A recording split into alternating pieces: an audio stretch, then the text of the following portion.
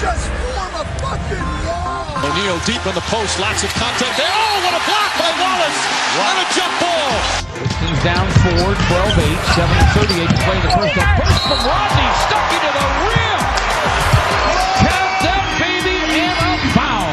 Reggie inside for Andre and a dynamite dunk. Well, ladies and gentlemen, hello and welcome to this episode of the Palace of Pistons podcast. And boy, has it been a while. Of course, we've had a couple podcasts with interview guests, including Arnie Kander and Larry Sanders. But the trio is back. Brendon Johnson, Aaron Johnson, Ryan Paye. We are all here with you as we're still here. State of Michigan, the stay-at-home order in effect. So we're joined over a nice little Google Meet conference call. But, boys, great to be on the line with you. And some big storyline coming across today for the Pistons. And, you know, nice to have some content to discuss. But before we get into the basketball talk, just kind of want to check in, see how you guys are doing, and how have you been holding up throughout this quarantine? Yeah, doing pretty good, you know. Obviously, we did have those couple interviews that we did with Arnie Kander and Larry Sanders that were two really good episodes of the podcast that you should absolutely go check out if you haven't had the opportunity to yet. But yeah, just happy to be back on the mic with you guys, talking some Pistons, talking something that I didn't anticipate talking about, but it's good to be here, good to be talking with you guys. Yeah, what is happening, fellas? It's been a long while since we've been on together. Kind of missed it, but you know, holding up all right. And honestly, like Aaron said, wasn't expecting to be on today. This is it's quite interesting, but I'm glad to be here. Glad to be back with you boys. So yeah, let's get it going. Yeah, good to be talking, guys, and you know, nice to have some content to discuss. Of course, everybody knows the NBA season came to a halt at the beginning of this coronavirus pandemic, and well, really, since there hasn't been much Pistons content, unless if you want to start doing mock draft stuff and talking about who the Pistons could take and, you know, where will they fall in terms of draft positioning. And, you know, of course, people are talking about maybe the restart of the NBA season and what are they going to do with that? Is it going to just be a playoff, a regular season? So, you know, it looks like it's going to be in Orlando, and they're trying to finalize details on that front. But the one surefire topic we can discuss, and anybody that follows the Pistons closely no doubt saw that the Pistons announced they are beginning a search to hire a general manager. Of course, right now, Ed Stefanski is, you know, the leader of basketball operations for Detroit, really the acting general manager. You know, and he is going to be the senior advisor of basketball operations. And from our understanding is he's going to continue to make the basketball decisions, but now they're going to hire a general manager as well. And you start to wonder, what does this mean for Detroit? When the news first broke, I made a comment to Aaron, and I said, well, this is probably just for somebody to handle some more of the operational side of things. Maybe this is a way to kind of groom an up-and-coming GM, allow them to then take the position over in due time, and they get to kind of see the full process come together. But, you know, there's a couple angles you could take from it. Aaron goes, well, maybe Ed Stefanski's on his way out. You know, maybe Stefanski's just going to be an advisor and they don't trust him with a rebuild. And we go back and forth, and I don't want to steal all the talking points. But, you know, Aaron, so I guess I kind of teased your initial reaction there, but I'll start with you. What were your thoughts? And after further reports have come out kind of discussing what the Pistons are looking for in this candidate, what's your reaction to this news coming across? I mean, it just kind of seems odd that you hired Ed Stefanski back in 2018 and, you know, you don't hire a GM, but throughout the next few months, it becomes practically known that Ed Stefanski is your quote-unquote general manager. And it seems like he's done a pretty good job at trying to keep the Pistons competitive and put together a winning team after Tom Gores allowed and okayed Stan Van Gundy trading for Blake Griffin just months before Tom Gores then fired Stan Van Gundy. So Stefanski came in and had the job, it seemingly had the job of, we want to win right now, but you also have to fix our lack of assets, our lack of youth, and our cap space situation, while still putting together a winning ball club. And obviously the Pistons made the playoffs last season. They had a good season for a franchise that, hadn't had a good season, except for one playoff venture with Stan Van Gundy. And then this year, obviously the injuries rose back up and really kicked the Pistons in the butt with Blake Griffin going down, Reggie Jackson going down, Derrick Rose missing time, Luke Kennard going down. So the injuries totally derailed the Pistons this year, but it looked like they had a roster that, if healthy, was going to, again, compete for a playoff spot, while Ed Stefanski was bringing in a Sekou Doumbouya, making moves at the draft to bring in Jordan Bone, and was really focusing on the development of Bruce Brown, and had a guy like Christian Wood make the roster over Joe Johnson, a proven NBA veteran. It seemed like he was, doing that job of building up the assets, putting together a winning roster, and now all of a sudden, Detroit's hiring a general manager who, by the way, is still going to be reporting to Ed Stefanski, and Ed Stefanski is still going to be the top guy in charge. He's going to be the one okaying, the free agency signings, the trades, the draft stuff. He's still the top guy, but the Pistons are going to hire a general manager. And to me, it just doesn't really all add up. It's not standard order of procedure or standard order of operation, whatever you want to call it. This is very odd. Ed Stefanski has done a good job towing the line. Whether that's the right decision as a franchise, that's a different, conversation for a different time. But given his task at hand when he signed on to be the senior advisor of the franchise and to Tom Gora's, he has done a good job. So for them to go out and hire a general manager when they already have an assistant general manager in Malik Rose, who, when he was brought in by Detroit, was talked of incredibly highly, not just by the Pistons, but around the league. The talk of Malik Rose was, this guy is going to be a future GM sooner rather than later, is a great basketball mind, is capable of running a front office. And now the Pistons are going to go off, and it doesn't sound, at least, like they're going to hire from within. It sounds like they're going to hire from the outside. And this guy is going to have, not going to have the say of making the decisions. Ed Stefanski's still going to make the decisions, or at least have the final say on it. Maybe this is something where it's like what Jeff Bauer did with Stan Van Gundy, where Bauer did maybe some of the legwork on the deals, and then eventually Stan Van Gundy, would make the final decisions and the final negotiation. Stan Van Gundy was coaching that too, so there was a reason to have someone else in the front office making those kind of, deals and whatnot.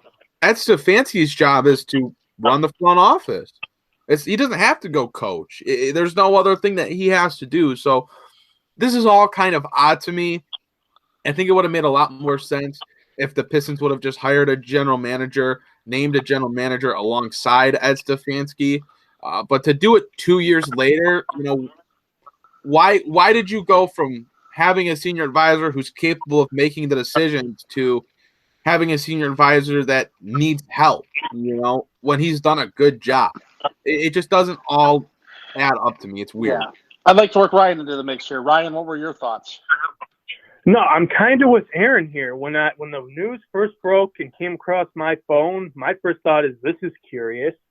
What angle are they taking? I don't necessarily understand. Kind of like Aaron said, Stefanski's still going to be making all the moves, all the decisions necessarily. And is this like a Jeff Bauer situation where this new GM is going to be doing all the legwork pretty much, or most of the legwork, and then Stefanski comes in at the end and finalizes, makes the final decision, this, that, and the other? But wasn't that what Malik Rose was here for? And if so, what's this saying about Malik Rose? They don't have any faith in him?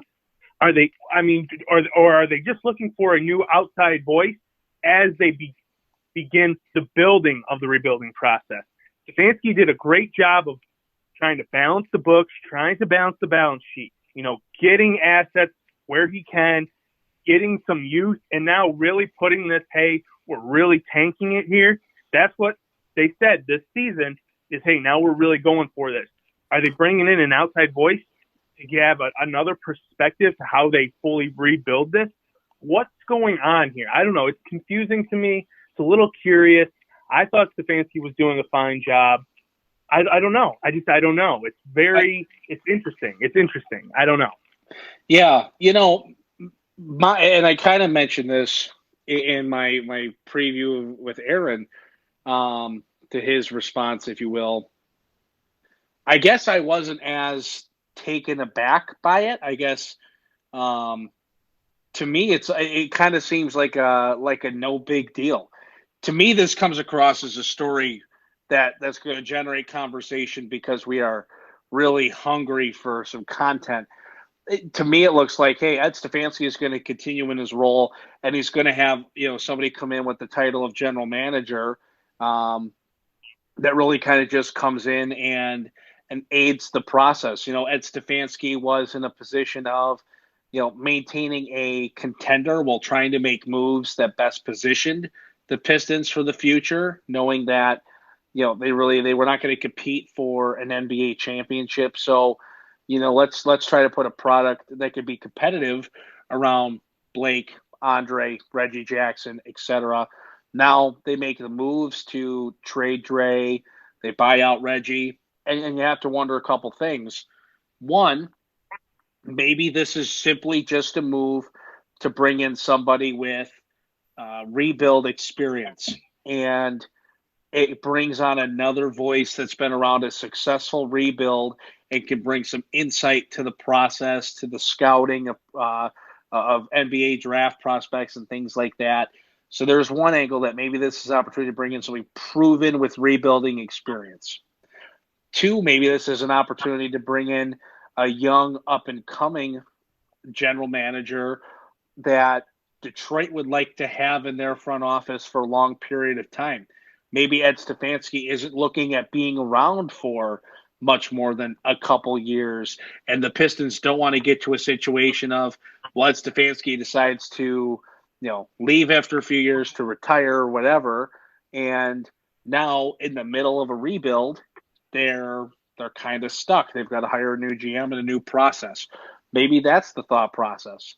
Or it's something that says, hey, Ed Stefanski, we're going to push you out, and he's not the guy we want to lead a rebuild.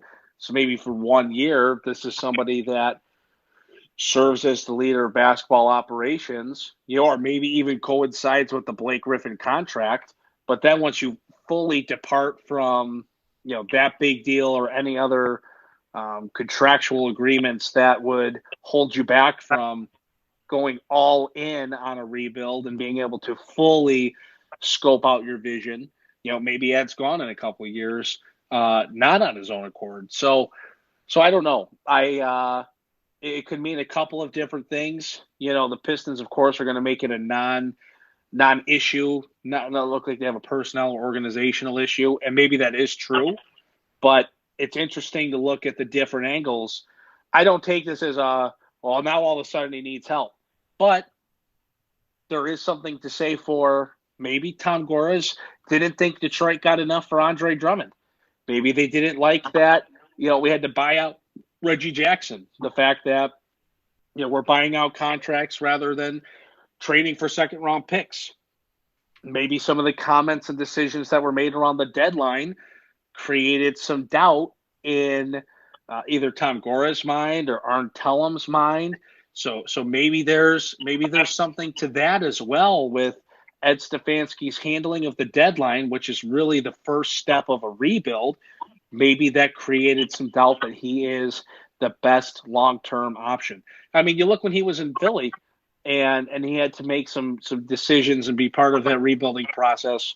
He was part of some interesting decisions that were made there as well that did not necessarily push the rebuild in the right direction for Philadelphia. So, there's a variety of thoughts to be had there. I think when you look at this decision, you have to ask yourself, why now? Why did they not give the general manager an opportunity to make a decision on Andre Drummond? Why did they not allow him to either try to re-sign him or negotiate a sign-in trade? Or why did they not allow this general manager? Why did they not have this guy that they want to be the general manager? Why didn't they already have him in-house? Well, it's not necessary if they're going to let Ed Stefanski be the main guy in charge still. If it's truly just an operational hire to do some of the more menial duties of the job, then they didn't need to have a general manager in place for those decisions, because Ed Stefanski and Tom Gores and Arn Tellem have already made those decisions. They were done. That's true. That's true. It's just all. It just doesn't make sense, because when you say you're hiring a general manager, it sounds like you're hiring someone that's going to be making decisions within your front office. And this more so sounds like, if Ed Stefanski is still going to be in charge, that they're hiring another assistant general manager. That's what it sounds like to me personally. Mm-hmm. And, I just think this just muddies up the situation in the front office a little bit. And, as someone that is a believer in Malik Rose, who, Brendon, you talked about how maybe Ed Stefanski is done in a couple years. I mean, he's going to be entering the final year of his contract whenever next season is.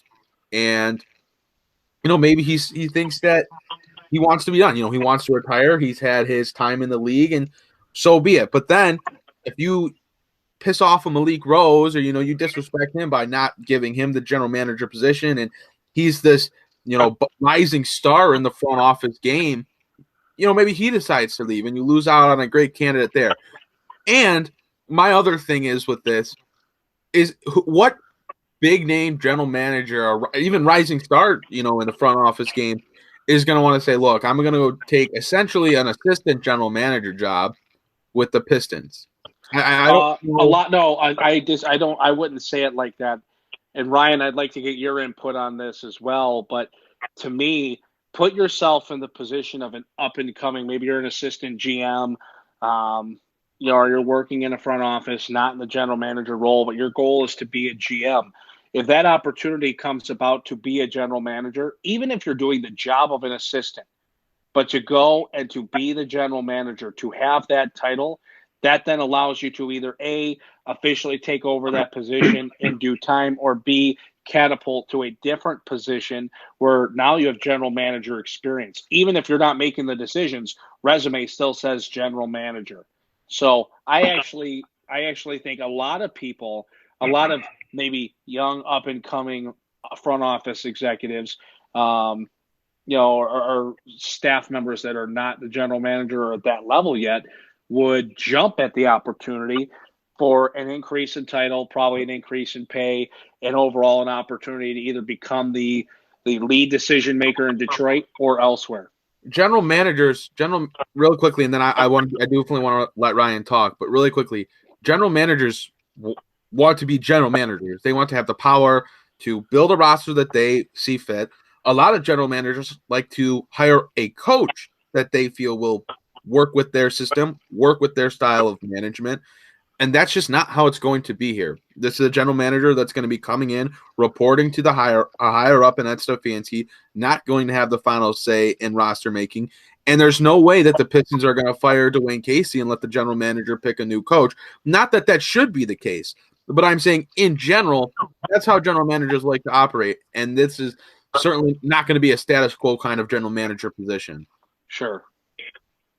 No, Brendon, I understand your point completely about, the increase in title, increase in pay, help on your resume. I get all that, and I understand it, but I think Aaron's right.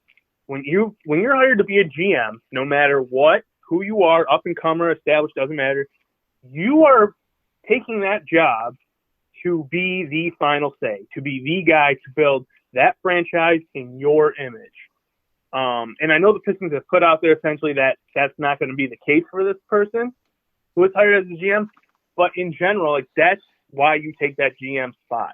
And one thing we keep bringing up here in this conversation is a young up-and-comer, a young up-and-comer, a young up-and-comer. Don't we – we were sold that we have the best up-and-comer already in our franchise. Were we not? I mean, Malik Rose, from 2016 to 2018, all I heard is Malik Rose is going to be a star in a front office. He is going to be a hotshot GM. It was everywhere. And now we have him, and now we're just going to get – so Stefanski does retire in a year or 2 years, and this new GM they bring in just takes over. So does that mean – I can't get off this point. Does that mean Malik Rose just isn't it? Or are we just disrespecting Rose? What is that? I can't get off that point. That sticks in my – like, that is one of the first things that stuck in my mind the second I saw they were outsourcing. They were looking for someone outside the organization for this GM role. Well, what is Malik Rose doing then? Has he been a failure? Has he been a bust? What's going on there? I don't know. That's all that sticks in my mind. And circling back to the point we're making here is, Aaron, I agree with you. I don't quite get it in a sense because GMs want to come in. They want to mold the team. They want to pick the head coach that's going to fit their system. So I don't know. It's just there's a lot to this, and I'm just really curious about how this is going to work out. Yeah, I guess I just wonder, and I'm trying to read more into this as we go. And yeah, obviously we're doing this as really a reactionary podcast. This is being recorded day of the announcement, right?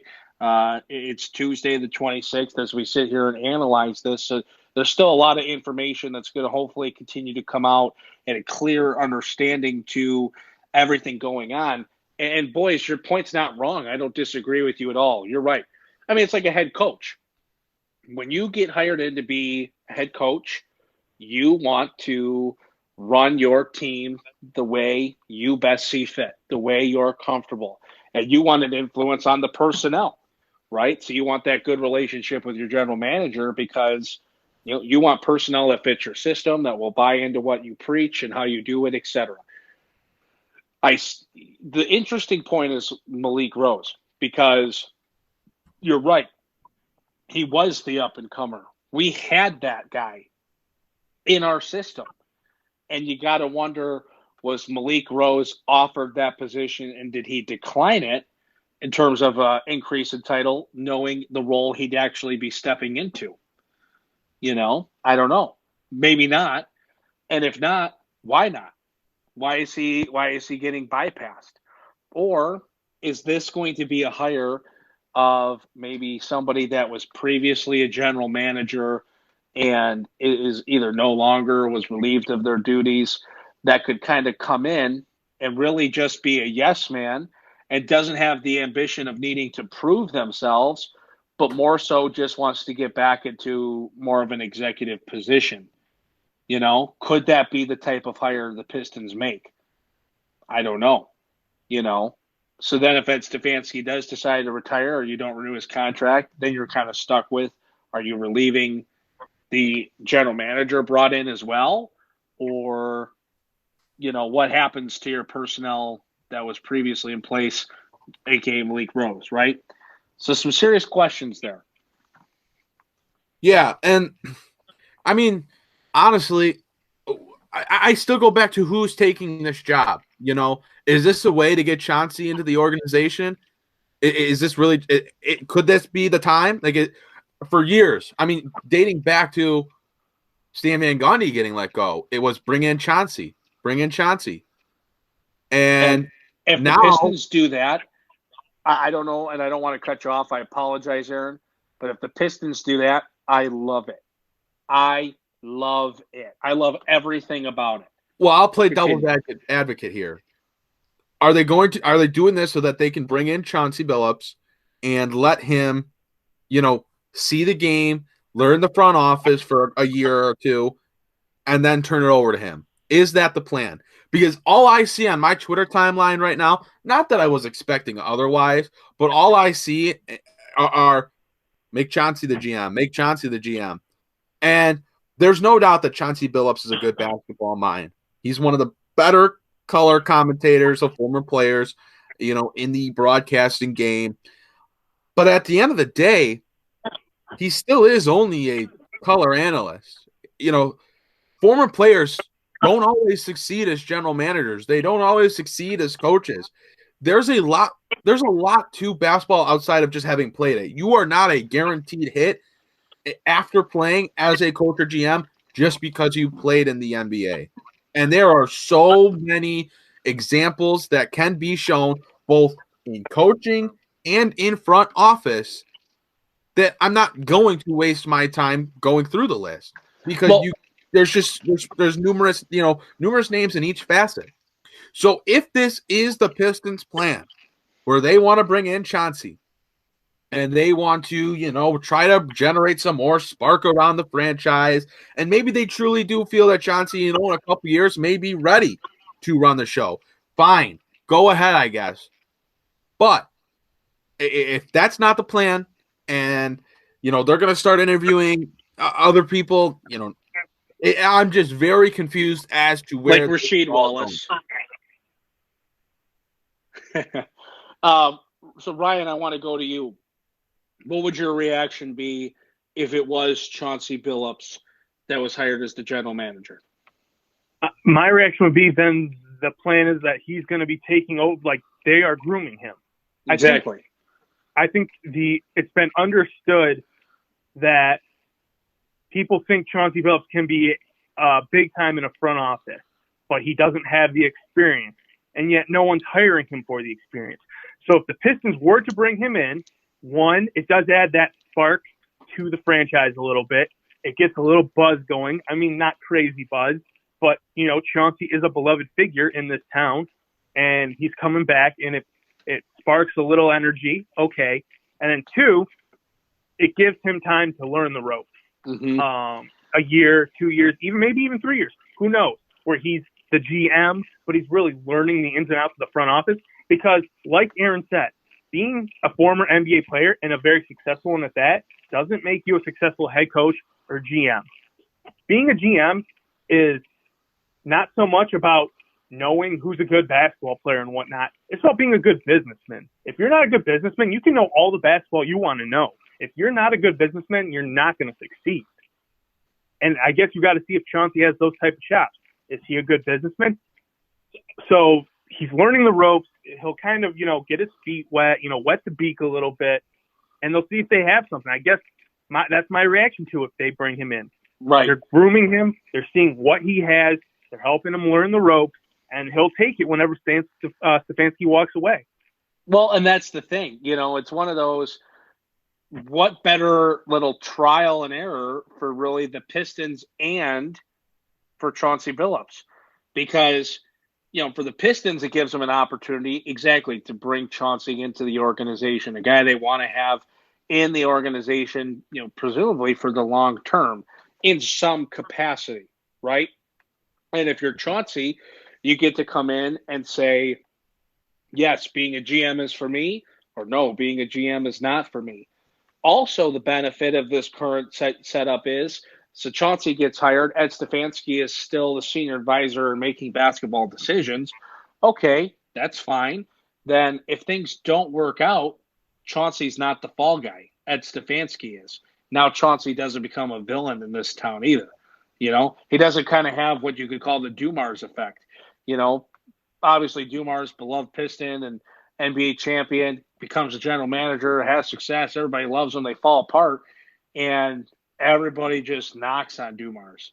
If you're Chauncey, you've got to take that. You think that he would take that into some consideration as well of, I don't want to go down that path of hero to villain, Obviously, he walks into a different situation, and he's not walking into a winner where his biggest responsibility is to not screw it up. It's a much, much different situation right now. And he's got a chance to continue to be a hero and bring it to another level. But to me, it's if that's the hire you're going to make, it's the absolute perfect time to do it, because it goes back to the original point of, why do you need a GM? If you have Ed Stefanski, why do you need a GM? Not like if you wanted to hire an assistant GM or another, just assistant within the office to do operational stuff, you don't have to give them the general manager title. You would do that for a guy like Chauncey if you were trying to keep him around long term and make him the, director of basketball operations or, head of whatever, senior basketball advisor, whatever title you want to give him, that, or if it remains general manager, that puts him in the position of being the decision maker for the long term. Yeah, it's a weird situation right now, and I think we've kind of covered the basis of it. But man, maybe the Pistons do have a plan, but I don't know. I mean, I just don't know. I think Ed Stefanski's done a nice job. I think if you want to get him some more help in the front office, that's fine. You want to hire on another assistant general manager, that's fine. You want to add to your, player scouting or whatever. You want to add to your front office in some capacity, that's fine. But you come out and say that you're hiring a general manager who's still going to report to Ed Stefanski, it just makes it sound like it doesn't matter that he's the general manager. So maybe this is setting up for something. Maybe it's not. Who knows? Who really knows? Not us. Right. Well, I guess we'll find out. We will find out. But, in other Pistons news, Davidas has signed a contract in Jerusalem. Of course, the Pistons draftee, kind of the stash overseas, if you will, has another contract for next year. But you kind of wonder at what point will the Pistons end up bringing him to the roster. Excuse me. Is he still a few years away? Or is he a guy that, potentially come next season, whenever that may be, hopefully on schedule, that they call and maybe put on the roster? Yeah, I think this is just a smart move for Davidas because it's great to have contract security if you're not brought over next season. And it gives him an opportunity, obviously, to continue to play professional basketball for good money and develop. And, if he wants out of that contract, he can get out of that contract. He can get a buyout. If the Pistons say, look, we want you to come over and play in Grand Rapids for a year, or, hey, we want you on the main roster next year. Either way, this is going to work out just fine. I haven't seen a ton of Davidas and his tape from this year, but you got to certainly hope that he's coming along well, considering what the Pistons gave up to draft him. So this move in total isn't really all that big of a deal. Either way, Davidas will be a Piston when the Pistons want Davidas to be a Piston. And, while he's still not a Piston, he's still playing professional basketball, still developing, and still getting paid that money. Yeah, Aaron, I'm in complete agreement with Aaron. It's good for all parties involved. Good for Davidas, good for the Pistons. No problems here. Wow, some things, don't change. I feel like I've heard a lot of Ryan saying, I agree with Aaron today. Just like the good old days, boys. I don't know. Yeah, Aaron and I have been on the same page for quite a while. I guess so. But no, I think we're all in the same kind of general consensus on this stuff. And, some interesting points brought to the table today. And, it's interesting to see. I mean, Aaron, you did say, I think you said it best, nobody really knows yet. This is obviously a story that just came out. We're learning more about it. Maybe this is a no big deal headline. Maybe this is much more than we realize. So, we're just going to have to follow it, see what happens. I'm really glad that we found some content to get us back on the air here today. We don't have a consistent schedule yet set in place of maybe when that weekly podcast will resume. That's something that we're continuing to discuss. But the bottom line is there needs to be content, right? And with the league on a shutdown, there's only so much we could do. And, we want to make sure we bring content when it's fresh, especially if we start talking draft and whatnot. You don't want to do that too soon and sound like we're just recycling old bits. So, bear with us. We had some great content today. Glad we could get that back on the air. And as opportunities comes about, that we want to be back here with you talking Pistons basketball. and hopefully a product that is going to get better over time. And that doesn't necessarily translate to winning a bunch of games next year. That means a direction and long-term success, for this organization. But boys, any final thoughts as we wrap up this week's, I shouldn't even say this week, like again, we're on that weekly schedule, but this edition of the Palace of Pistons podcast?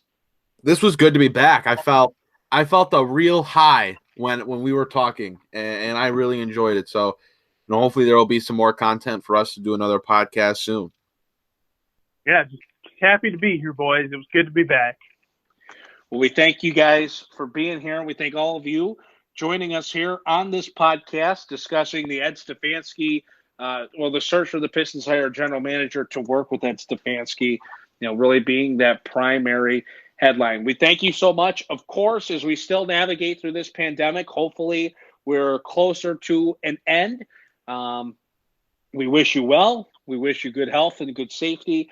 And we look forward to being back here regularly with you soon here on the podcast. For Aaron Johnson and Ryan Paye, I'm Brendon Johnson, and we'll see you next time here on the Palace of Pistons podcast.